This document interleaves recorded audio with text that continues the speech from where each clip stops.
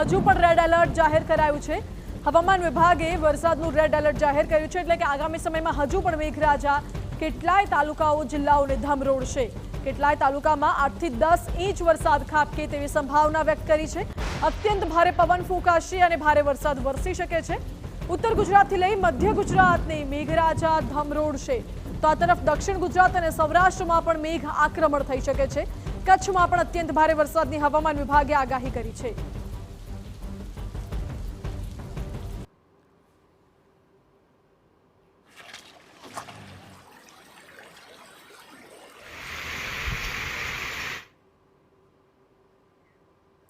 એક તો મેઘરાજા ગઈકાલથી ગુજરાતને ધમરોળી રહ્યા છે। 244 તાલુકામાં ગત 24 કલાકમાં અત્યંત ભારે વરસાદ વરસ્યો અને તેવામાં હજુ પણ આગામી 24 કલાક રેડ એલર્ટની આગાહી। 11 જિલ્લા માટે રેડ એલર્ટ કયા કયા છે તે સાંભળી લો।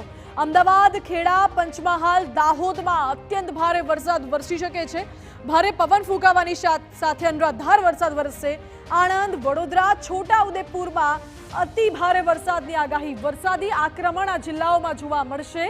વડોદરામાં, છોટાઉદેપુરમાં, આણંદમાં વરસાદી આક્રમણ થશે, તો નર્મદા, ભરૂચ અને સુરતમાં પણ ભારે વરસાદની આગાહી હવામાન વિભાગ દ્વારા કરવામાં આવી છે।